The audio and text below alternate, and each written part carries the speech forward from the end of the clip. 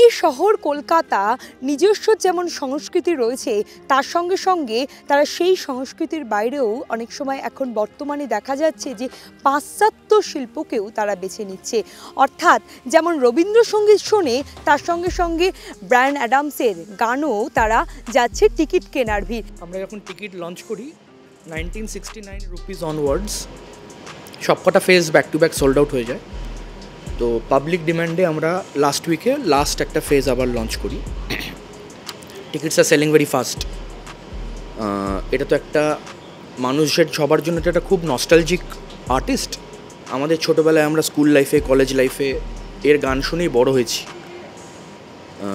প্রেম করার সময় এর গান শুনেছি, আবার ব্রেকআপের সময় তো এর গান শুনেছি।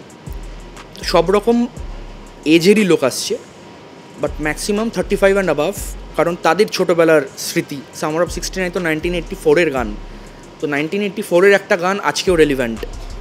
সো আর কলকাতায় এর থেকে তো বড় কোনো কনসার্ট এখনো অবধি হয়নি। কালকে যেমন রয়েছে ব্রায়ান অ্যাডামসের কনসার্ট, সেখানেও দেখা যাচ্ছে প্রচুর মানুষের ভিড়।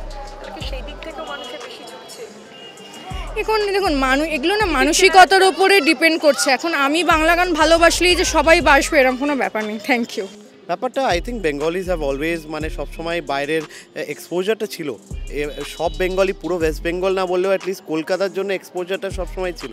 আর আজকের দিনে আমার মনে হয় কলকাতায় অনেক বড় বড় ইন্টারন্যাশনাল আর্টিস্ট, যারা আমি একটু ইলেকট্রনিক মিউজিক ভালোবাসি, যেটার জন্য আগে আমাকে ব্যাঙ্গালোর বা অন্য শহরে ট্রাভেল করতে হতো কনসার্টের জন্য। আজকের দিনে জার্মান বড় বড় আর্টিস্ট সবাই কলকাতায় পারফর্ম করে। কলকাতায় অনেক ক্লাবস আছে, এখন কনসার্টও হচ্ছে। সো আই থিঙ্ক এক্সপোজারটা ছিল, আস্তে আস্তে লোকেরাও বুঝেছে যে এখানেও এটা ডিমান্ড আছে। হ্যাঁ, এটা তো একটা আমিও ফিল করতে পারছি যে বাঙালিদের বাংলার থেকে হিন্দির ব্যাপারটা বেশি এখন হয়ে গেছে। এটা আমরাও ফিল করতে পেরেছি। বাংলা গানের থেকে হিন্দি গানের প্রচলনটা বেশি। আমাদের এক্সপেকটেশন তো খুব হাই। আমরা চাই যারাই ব্রায়ান অ্যাডামস ফ্যান তারা যেন কালকে শোটা মিস না করেন। টিকিটের চাহিদা খুবই খুবই হাই। আমাদের ইচ্ছা ছিল এর থেকেও যদি কোনো বড় ভেন্যু পাওয়া যায় কলকাতায়, কারণ যত বড় ভেন্যু হয়, যত বেশি লোক হয়, তত টিকিটের দামও কম হয়। বড় শো করতে গেলে আদারওয়াইজ ইকোনমিক্সটা ম্যাচ করে না। তো 30-40 হাজার লোকের ভেন্যু কলকাতায় যদি আমরা পাই, তাহলে এই ধরনের শো করতে আমাদের আরও সুবিধা হয়, কারণ ডিম্যান্ড অতটাই, বড় আর্টিস্টের জন্য অতটাই ডিম্যান্ড। সেটা তো খানিকটা কমেইছে। আর আমরা যেটা আগে ছোটোবেলায় রবীন্দ্রসঙ্গীতের ওপরে খুব বেশি আমাদের ন্যাক ছিল, এখনকার ইউথের মধ্যে সেই ন্যাকটা আমরা পাই না, দেখতেও পাই না। প্লাস আমরা শুনি রবীন্দ্রসঙ্গীতকে আরও ওরা রিমিক্স করে নতুনত্ব একটা গান বানানোর চেষ্টা করে, উইচ ইজ নট আমার জন্য, আমি ওটার পক্ষপাতী নয়।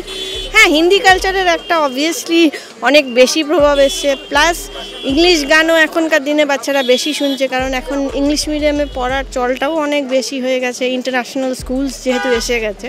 তো বিভিন্ন দেশের গানও তারা শুনে এবং সেই প্রেফারেন্সগুলো তারা দেয় ওভার বাংলা গান। ব্রায়ান অ্যাডামস অনেক বড় নাম, ঠিক আছে। আপনি যদি নিশ মিউজিক এর কথা বলেন, যেটা আজকের দিনে একটা টেকনো বলে যেটা ফেমাস হচ্ছে, সেটা বেন বোমার বলে একটা ফেমাস আর্টিস্ট আছে। I think he is a German background. সেরকম নিশ আর্টিস্টও আজকের দিনে যারা ইন্টারন্যাশনালি চার্টসে খুব নাম কামানো, তারাও আজকের দিনে কলকাতা আসছে। সো ইয়েস, দ্য চেঞ্জ হচ্ছে।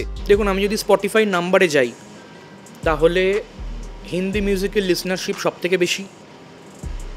ইংলিশ আর বাংলা মোটামুটি একই রকম। ইনফ্যাক্ট বাংলা হয়তো হিন্দির পরে বাংলা হয়তো বেশি হবে, ইংলিশ হয়তো কমই হবে, কারণ ইংলিশ মিউজিক সবাই হয়তো শোনে যেটা পপুলার ফরম্যাটে আসে। একটা ডিজে নাইট ক্লাবে যে মিউজিকটা বাজায়, যেরকম সামার অফ 69-এর রিমিক্স যে কোনো পার্টিতে আজকেও বাজে, বাট ওটার থেকে কিন্তু ইংলিশ মিউজিক শোনার পরিধিটা খুব একটা বড় নয় এখানে। হিন্দিটাই লোকে বেশি শোনে। বাট যারা ইংলিশ মিউজিক শোনে না, যে নিশ একটা কমিউনিটি, তারা আবার খুব একটা বাংলা হিন্দি শোনে না, তারা ইংলিশটাই ম্যাক্সিমাম শোনে। সেই কমিউনিটিটাই আমাদের কালকের শোয়ের ম্যাক্সিমাম অডিয়েন্স মেম্বারদের মধ্যে, সেই কমিউনিটিটাকে আমরা পাবো।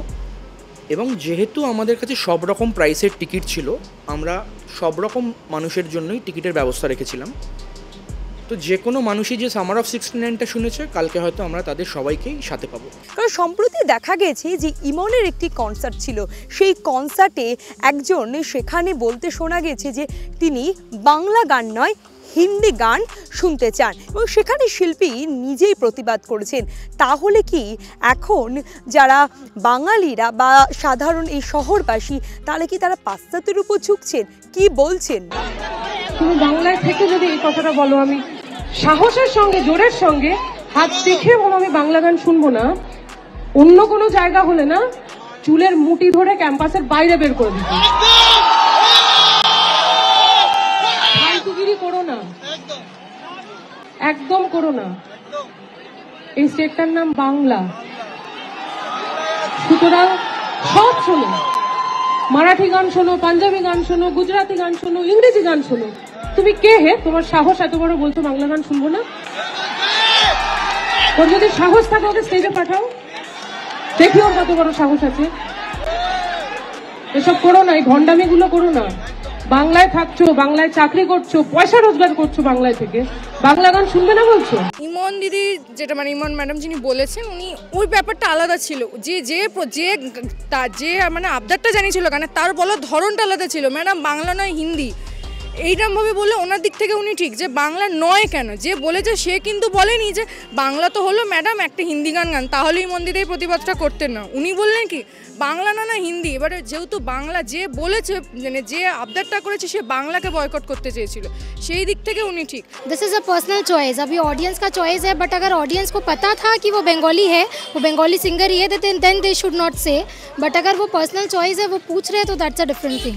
अगर आप कस्टमर पर्सपेक्टिव से देखेंगे तो फिर ठीक है, हिंदी वो मांग रहे ठीक है। बट अगर आप सिंगर के पर्सपेक्टिव से देखेंगे तो obviously she is a Bengali singer, she can't sing in Hindi. एक दो लाइन बोलना is a different thing, but पूरा हाँ चॉइस ऑफ परसेप्शन और कुछ नहीं है। সেটা ঠিক না, মানে একটা গায়ক যখন গান গাইতে স্টেজে ওঠেন অ্যাজ এ শ্রোতা তাদেরও কিছু প্রেফারেন্স থাকে। হ্যাঁ, তো এখন তিনি যেদিন গিয়ে যে গান গাইতে এসছে সে যদি ভেবে থাকে যে আমি শুধুই বাংলা গান গাইবো, তো তাহলে তার তখন সেখানে শুধু বাংলা গানেরই সে প্রস্তুতি দেখাবে। যদি এরকম থাকে যে না আমি বিভিন্ন ধরনেরই গান আমি অ্যাজ এ এন্টারটেনার আমি পারফর্ম করব, তো তখন আমার মনে হয় যে দর্শক হিসেবে তারা বলতেই পারে যে আমার এই প্রেফারেন্স, আমি এই গানটা শুনতে চাই। এখন সেটা উনি গাইবেন কি গাইবেন না সেটা ওনার পার্সোনাল ভিউ, এটা আমার কোনো মতবাদ স্পেশালি এর উপরে নেই। দুটোই রাখা উচিত, কারণ বাংলা কালচারটাও রাখা উচিত আর হিন্দির কালচারটাও রাখা উচিত। আর নালে বাংলার তো ছবি নালে উঠে যাচ্ছে কালচারটা, হলুদ ট্যাক্সি উঠিয়ে দিয়েছে আর আস্তে আস্তে সবই উঠিয়ে যাবে, বাংলার কালচারটা নষ্ট হয়ে যাবে। আমাদের টিনেজে এখনও অনেকেই আছে যাদের বাংলা গানের প্রতি একটা অদ্ভুত টান আছে, মিনিংগুলো খুব ডিপলি বোঝে। যদি মানে অ্যাজ অ্যান ইন্ডিয়ান বলতে পারেন তো সেক্ষেত্রে হিন্দি বাংলা দুটোই আমাদের ভাষা, দুটোই আমাদের নিজেদের ভাষা। কিন্তু বাঙালি দিক থেকে অবশ্যই আমি বাংলা ভাষাকে আগে প্রেফার করবো। কোথাও কোনো প্রোগ্রামে মানে কনসার্ট যেগুলোকে বলে সেক্ষেত্রে আমি প্রেফার করবো অবশ্যই আগে বাংলা গান। কিন্তু হিন্দিও আমাদের দেশেরই ভাষা, দেশেরই ঐতিহ্য। মানে বাংলা যেহেতু সবাই বোঝেন না আমাদের ওয়েস্ট বেঙ্গলের বাইরে, তো আগে বাংলা করে তারপরে এবার হ্যাঁ বাংলা, শুধু হিন্দিকে আমি বলবো না, আবার আমি এটাও বলতে পারি না শুধু বাংলা। আমি কাজের ক্ষেত্রে এরকম হয়েছে যে আমাকে বাংলা ছাড়া হিন্দি প্রচুর বলতে হয়, কারণ বাংলা সবাই বোঝেন না। তো সেক্ষেত্রে হ্যাঁ বাঙালি হিসাবে গর্বিত হয়ে বলতে পারি অবশ্যই আগে বাংলা গান গাওয়া উচিত, তারপরে যদি কেউ পছন্দ করেন গান তো গানের ভাষা সেকেন্ড অপশন হিসেবে হিন্দি বয়কট করতে আমি কখনোই বলবো না, হিন্দি আমাদের দেশের ভাষা। বাংলা গানের প্রতি আগ্রহ কমছেন এমনটাই মনে করছে শহর কলকাতাবাসী। তারা বলছেন যে সম্প্রতি দেখা যাচ্ছে বেশিরভাগ মানুষই তারা বাংলার থেকে হিন্দি বা ইংলিশ গান শুনছেন। আবার অনেকেই বলছে যে নিজের সংস্কৃতিটাকে ভুলে কখনোই হিন্দি বা ইংলিশের প্রতি আগ্রহ হওয়া উচিত নয়। এবং সম্প্রতি ইমনের কনসার্টে যে ঘটনাটি ঘটেছে সেটিও অনেকেই ভালোভাবে দেখছেন না, অনেকেই আবার বলছেন যে দুজনের দিকটি ঠিক। অর্থাৎ যিনি বলেছেন যে হিন্দি গান গান বাংলা নয়, তার দিক থেকে অনেকে বলছেন তার দিক থেকে, সেই দিক থেকে দেখলে সেই দিকটাও ঠিক। আবার ইমনের একজন শিল্পী হিসেবে তিনি কোনটা গাইবেন বা তিনি কোনটা গাইবেন না, এবং তিনি যেহেতু বাঙালি সেই দিকটা থেকে দেখলেও ঠিকই, এমনটাই বলছেন শহর কলকাতাবাসী। ক্যামেরায় চিরঞ্জিতের সঙ্গে ব্যুরো রিপোর্ট, এস নিউজ।